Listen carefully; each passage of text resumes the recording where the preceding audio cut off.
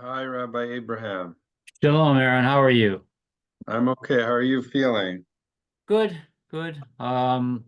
Getting evaluated for PT on the 8th, and I'll probably start hopefully that week, two Huh? times a week for 6 weeks, and we'll see what happens. Okay, good luck. I got to get ready to come back and walk the streets. Yeah, yeah. When do you think you'll come back? When do you have Oh, plans? I'm not sure. I'm obviously watching the situation, and Uh-huh. but I would hope prior to Pesach. So, Uh-huh. yep, Okay, yep. good. How's the shul? Yeah, everything's okay. Good. Um, you know, um,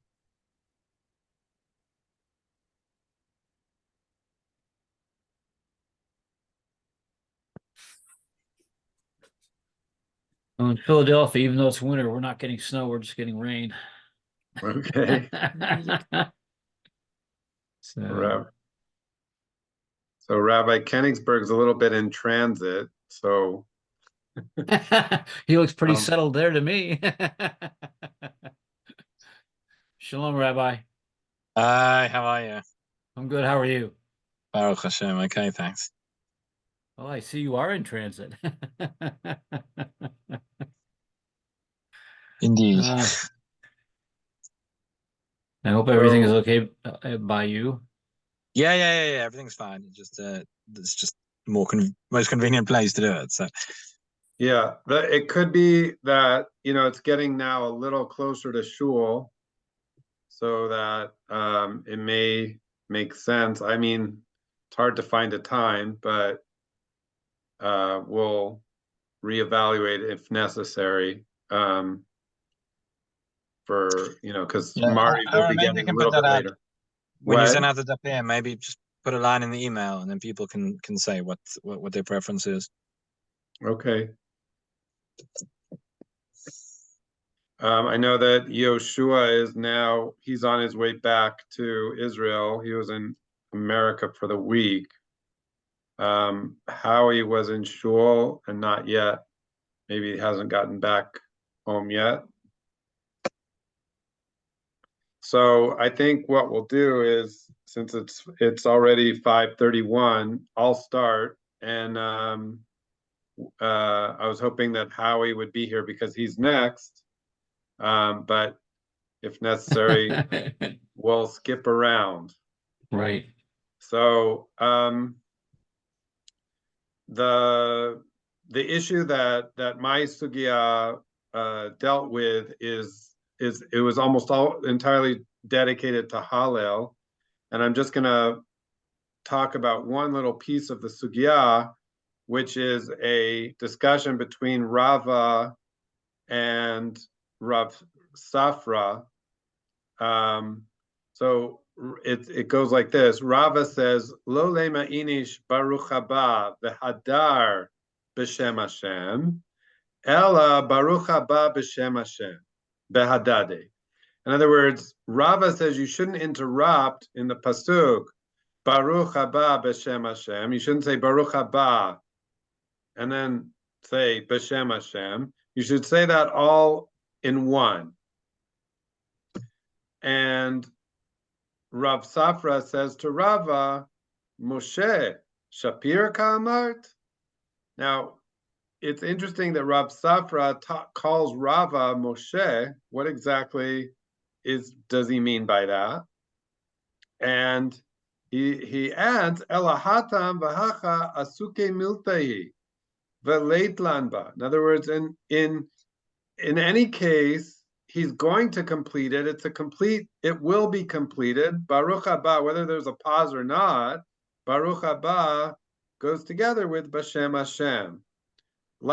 Then Rava says another thing which is similar. Amar le lole me'inish yehei shmei rabba. A person shouldn't just say yehei shmei rabba, but they should say yehei shmei rabba mivorach. Bahadade. You should say that together. Again, Rav Safra says, "What Moshe Shapir Kamart? Are you sure?"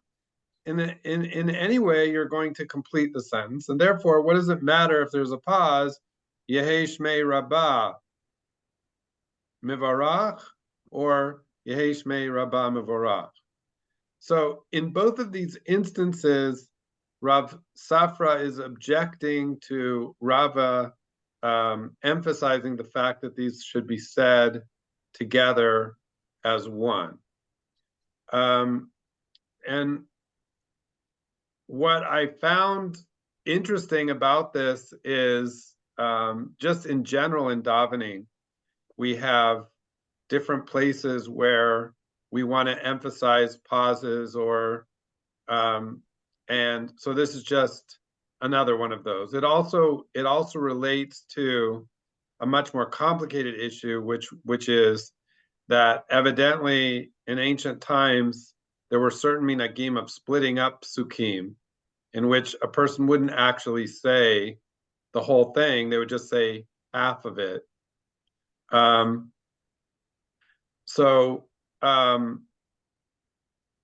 That was one thing. The other thing is that this expression, what does he mean by Moshe? Why is Rav Safra calling Rava Moshe? And if you look in different sugiyot, you will see that this always happens. This expression Moshe Shapir Ka'amart is always Rav Safra talking to Rava in all the places in Shas. And it seems that this is just, we have these little things which were kind of like a individual type of language. And what Rashi explains is that Rav Safra is referring to Rava as Gadol Ador. And instead of saying Gadol Ador, he calls him Moshe, and there's Rabbeinu. So Moshe is kind of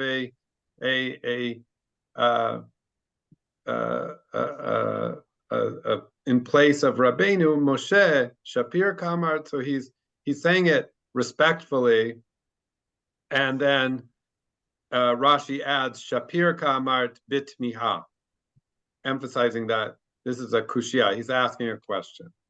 So that was my little piece. We're going to move on. Howie is not here. Rabbi Abraham, you had Mem Aleph Amud Aleph to Mem Aleph Amud Bet. Basically, mine talks about the mitzvah of the lulav and the etrog, and it's interesting because it notes that both in the Mishnah and the Gemara that if one made a mistake on Shabbat and carried them, they need not present a sin offering for having violated the halakha, because it's more important that on the first day that no matter what day that is, that you have your own lulav and etrog.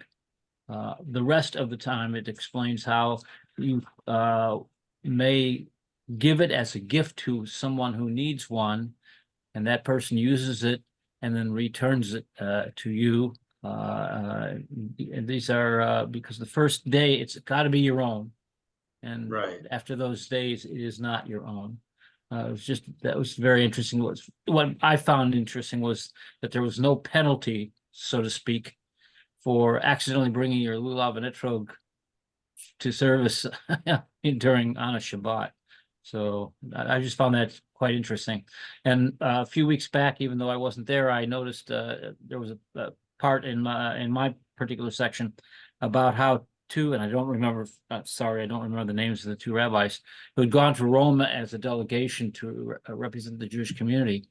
And they were actually taken into the royal treasury, and there they saw all of the temple treasures. And that makes me think of something that I saw about a month or so ago about how Italy was thinking of returning these to us at this time. So for years they've been denying, don't have them, don't have them, don't have them. So it's just very interesting. Very interesting. Okay, thanks. So Eli is on his way to England, so he's not joining us today. So Shlomo, you had Mem Daled Amud Bet to Mem Hey Amud Bet. Right. The general subject of this piece is Aravot, but in fact, I'm going to take a digression, just as the Gemara takes a digression, concerning Rav Elazar bar Tzadok. A man presented himself during the Shemitah year to Rav Elazar bar Tzadok with the following question. I'll read it out. Kiryata Itli, Karmaya Itli, Zaitaya Itli, Va'atu v'nei Kiryata, Umekashkeshin bekarmaya v'ochlin b'zeitaya. I own villages, which in itself is an interesting fact, vineyards and olive groves. By the way, I wasn't quite sure whether karmaya referred to olives or grapes. I think keren can also apply to almonds, but it doesn't make any difference to the actual issue at hand. And I own villages, vineyards, and olive groves. The villagers have been hoeing the vines and taking olives as payment. And he asks, is this okay? And the reply, as we might expect, is it is definitely not okay. So, and the answer seems pretty obvious to us. I mean, hoeing, we understand to be forbidden during Shemitah, and using Shemitah produce, that is the olives, as payment for transactional purposes is not allowed. But the rabbi's advice, when it's asked for, is a little bit surprising. He says, Afka zeitaya lechashochaya, v'ten pritaya lekashkoshe kramim. Abandon the olives to the poor and pay with money the workers hoeing the vines. And this seems to raise some questions. First of all, why abandon the olives only to the poor? In Shemitah, Hefke applies to everyone, rich and poor. So why did he make this limitation? I didn't find any obvious answer to that. I don't know what the answer is, but he may have gone a bit over the top here when he said this, I don't know. And also, how could hoeing be allowed? Someone comes along and says, well, hoeing actually has two functions. One is to enhance the health of the vines, I guess by improving ventilation or the access of water. And the other is to preserve the health of the vine by covering up cracks in the ground, because if the roots are exposed, then they can dry up and the vine itself would wither. So we know that enhancing the health of the trees, of the vines, is forbidden, and keeping them alive is permitted, which itself for me leaves some other questions. How does hoeing happen without the problem of marit ayin? And secondly, how do you stop sliding from legitimate hoeing, which is to preserve the vine, to forbidden hoeing, which is to enhance the vine? I don't know what the answer is, but this seems to me to be a feature of some dual purpose resources, like, I don't know, atomic power or cement in Gaza, or a hoe, which can be used either in a forbidden way or in a permitted way. So that's my... Okay, thanks. I mean, more questions than answers, but that's the way of Gemara. More questions than answers. So it's the Jewish way. Yeah, and I mean, like, I have a lot of thoughts on a lot of what you said, but maybe we'll talk about that another time. But thank you. And next is Jeremy. Hi there. My Gemara contains some fascinating Agadata that strays somewhat from Shlomo's Mishnah on the Arova, the centerpiece of the Shanas in temple times. And I'd like to pick on a little sequence of sayings. We start off with a mimer of Chizkiah, quoting Rabbi Yirmiyah, Rabbi Shimon Bar Yochai, that item used for mitzvot should be held derek adilo son. You hold them the way in which they grow. And this is something which is obviously relevant to the mitzvah of standing the arava around the mizbeach. You put them the right way up and not the wrong way up. But then, keeping the same team of Chizkiah quoting Rabbi Yirmiyah and Rabbi Shimon bar Yochai, the Agadita takes a certainly different direction entirely. Our next little mimer is quoting Rabbi Shimon bar Yochai as saying, I can patur the whole world from judgment from the day that I was born until now.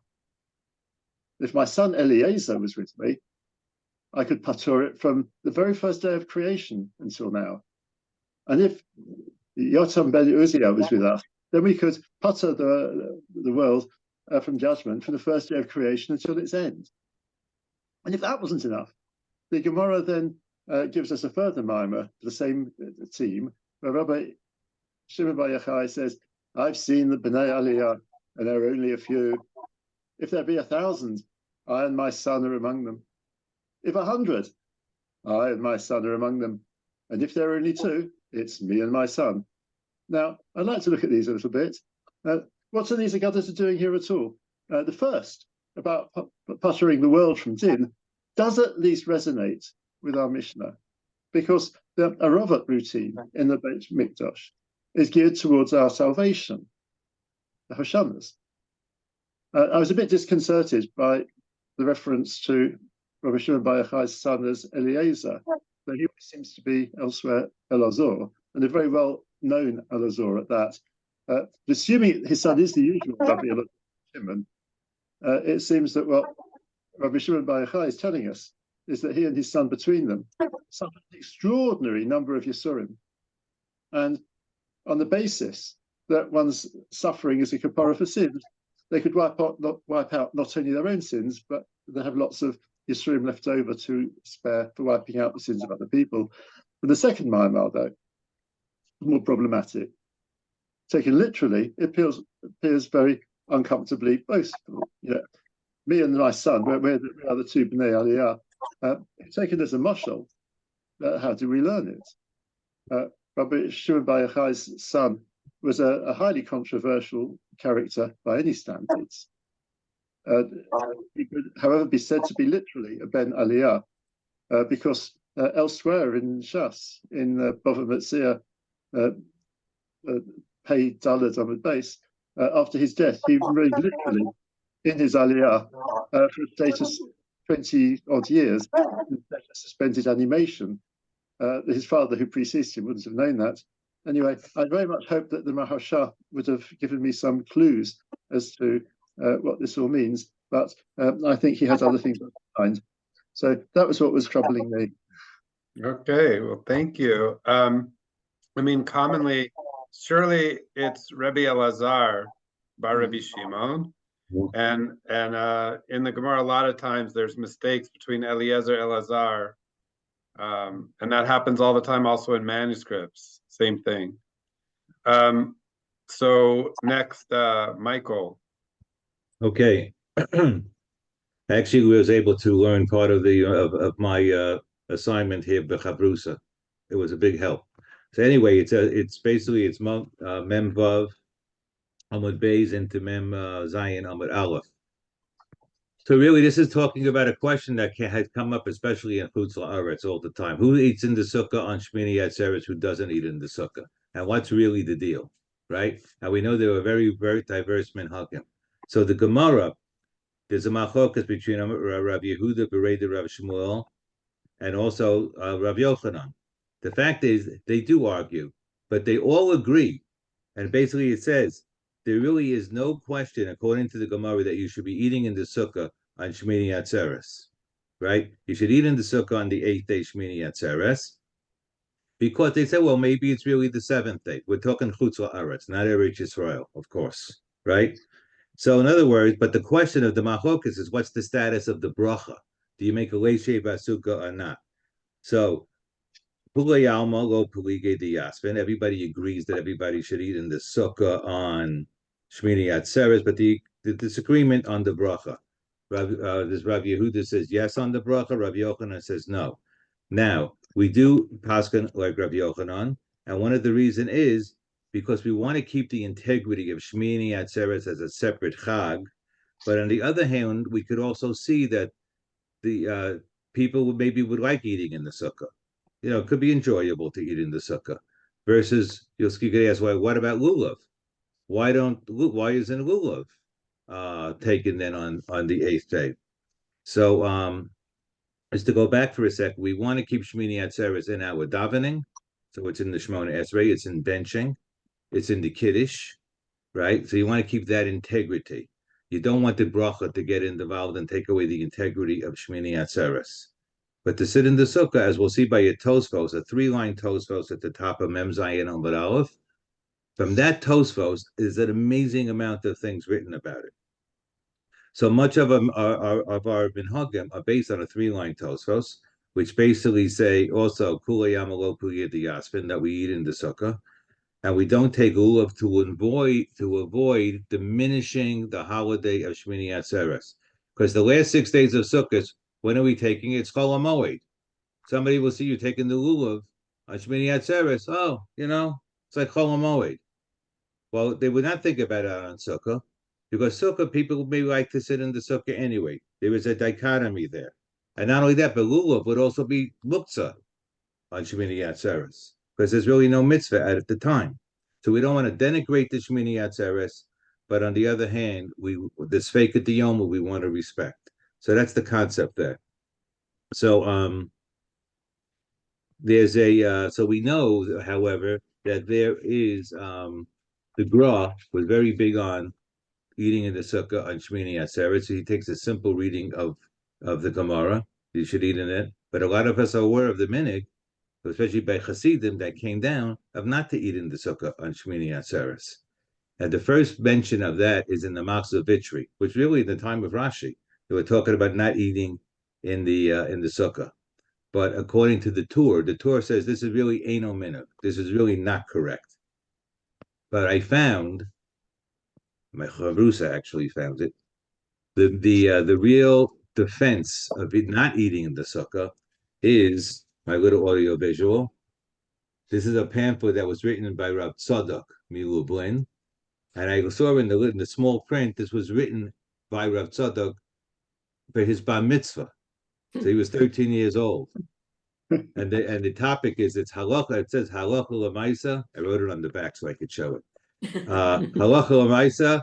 Oroch v'amok b'din sukkah b'shmini atzeres uvo pilpul otzum v'orach atum v'orech v'rocha b'sugyas baltosif. So this was written in something like 1836 by Rav Tzadok, about a 50-page thing on the idea of not eating in the sukkah, and that is the basic support for Hasidim not eating in the sukkah. But Gemara, Misnagdim, very prevalent is yes to eat in the sukkah on Shmini Atzeres. That's my piece. Okay, thank you. Hillel, you're next. Just very quickly to follow up on what Michael said, in my Gemara and the Daf, it talks of, it apparently was, as he suggested, it was well accepted that people enjoyed sitting in the sukkah even beyond the requirement, and they talked about how to differentiate oneself from the mitzvah sitting in sukkah as opposed to sitting in Shmini Atzeres. And there are two suggestions. One is to cut out a piece of the schach so that you're no longer fulfilling the mitzvah properly. And the other one was suggested lighting a fire, which was not traditionally done in small sukkahs because I guess it's dangerous. So either one of those was a means by which they would allow themselves to continue eating in the sukkah, despite the fact Shmini Atzeres was no real halacha associated with it. My Gemara had several halachot. I'll very quickly talk only about one. There were several mishnayot, but it talks about the process, the procedure for nisuch hamayim, and the Mishnah says that in addition to the actual act of nisuch hamayim, they would taku v'ariu v'taku. They blew shofar while this was going on as well, and seemingly because that's an expression of simcha. And the Gemara then asks, how do we know that? And it says because of shafta mayim b'sason, that the she'ibas mayim, the drawing of the water, should be happening b'sason. It leads into a very small piece of agarata, which I always like. And what I like about it in particular is that there are two meaning who are talking to each other, two heretics. And what I like the fact that heretics are well steeped in verses. They know the psukim. They're not amaratzim. To qualify as a heretic, you have to be Odea Sefer as well. So Right. one heretic is named Sason and one is named Simcha, and they're arguing between themselves as to who's more important. And Sason says to Simcha, I'm clearly more important because the pasuk says Sason Simcha Yasigu. So Sason comes first, it comes before Simcha.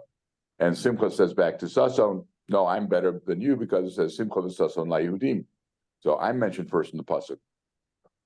And Sason then replies to Simcha, and he says, one day is going to happen that you will be removed from your lofty status because the pasuk says Kiva Simcha Teitseyu.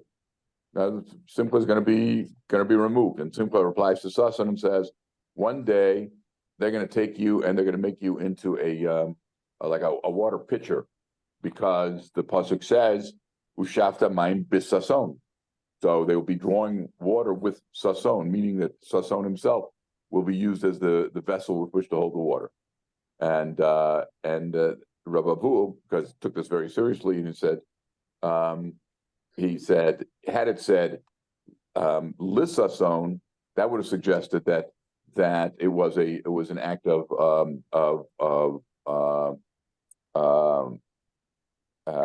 that they would have been drawing water on his behalf, but by virtue of the fact says Shatim Bisason is what I said before, that they're actually going to use him and make him into the vessel with which to carry the water. So it was a little piece of Agadita in the Gemara that I had. Yeah, and that Agadita, there's some really interesting things written about it, as far as also being a satire on certain Christian ideas. So Bobby and Gladys. There are a couple of stories, issues that come up in our piece of Gemara, which I will take the way I like to take them, not necessarily according to the way they tell them. But the first story is the famous story of the Tzedukim, who Ma'aseh b'Tzeduki echad shenisach al gabei raglov u'gumu kol ha'am b'esrogehen. Instead of pouring the water on the Mizbeach, they poured the water on their feet, and they were pelted with estrogim. V'osa hayam nifka v'keren ha-Mizbeach, and they repaired it. Ustomuhu, they fixed it up. Quote the Gemara, lo mitnei shehuchshar lavoda, el mitnei shelo yira'eh Mizbeach pogum. Now, the Gemara then follows up, and Rashi comments that actually it's an issue. It could be an issue of ma'akev, that you can't, if you do avoda on a mizbeach that's not square and the keren is not whole, that the avoda is pogum. But the Gemara uses the phrase element nesha lo yira'eh mizbeach pogum. The mizbeach should not look like it's faulty. So that's point one. Later on, at the very end of the shtickle we had, the question of where did the wine go that they poured on the Mizbeach?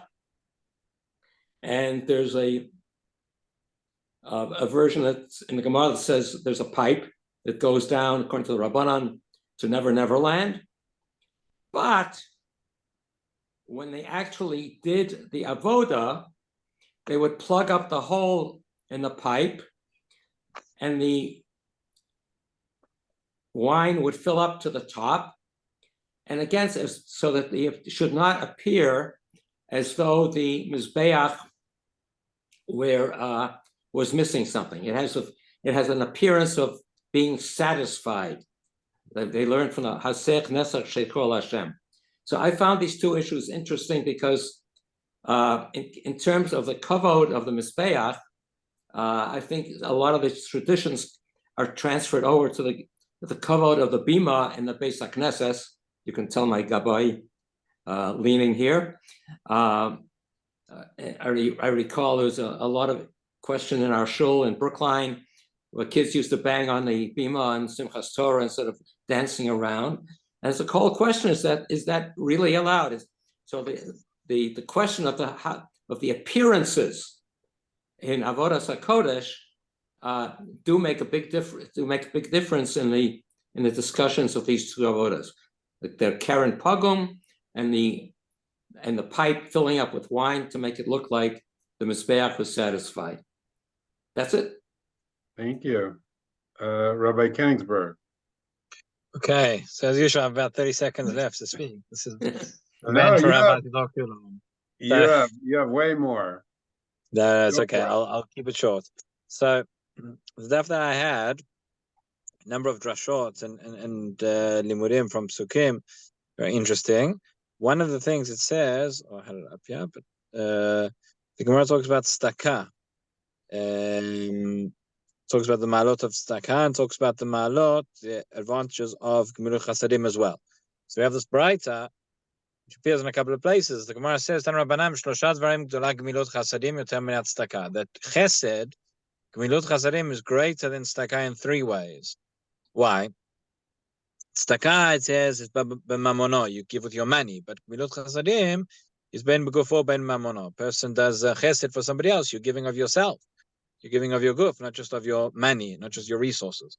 Staka is for aniyim, but gemilut chasadim ben aniyim, ben ashilim. So it's greater here in terms of both the giver and the recipient. You can give only poor people who need staka, but chesed everybody needs. And finally, staka l'chayim, staka you can do for those who are alive, but gemilut chasadim ben achayim ben ametim, you can do for those who are alive and who are dead as well. So I was just thinking, well, I think one of the first sessions, Aaron spoke about how, you read these Gemarot in terms of the lens of what's going on today. That's the way we learn. It's always we try and see the relevance, and that's come through very strongly, I think, in the Parsha, as we've been reading through Sefer Bereshit, but also in terms of our Gemarot as well. So looking at this Gemara, talking about doing chesed, talking about how one does chesed, not just give of one's money, but gives of one's guf as well. And of course, thinking about what we can all do, but really thinking about the chayalim, and thinking about the chesed that they are doing for all of us, and really putting themselves with their guf and putting themselves on the line in order to keep us all safe and protected. So that's just something I was thinking about, and the time is up. Thank you. I have a question, just a real quick. There's the last parak, we're basically starting Chalil, and it's not enough so everyone has a daf. What I could do is divide it up into smaller units. I just want to know if anyone would object that you'll be getting just a smaller piece for this coming week. Is that No okay? objection. And then, No objection. We go in a little more, yeah, going a little bit more more depth. Yun. A little Yeah. more depth, yeah. Not on the Okay. call, of course, but for ourselves. Sure. Okay, good. So I'm going to divide up the last parak between us, and we will finish Im Yirtzeh Hashem Masechet Sukkah next week. So thank you very much. What's the next Masech, Aaron? We're taking votes. Who? Well, we kind of like Moed, but any ideas are accepted bivracha. We could send them in to you. Yeah. How's that? Definitely. Okay. Thanks. Good night. Okay, thanks, everyone. Bye. Sorot Tovot. Okay. Amen. Take care. Bye. Koach.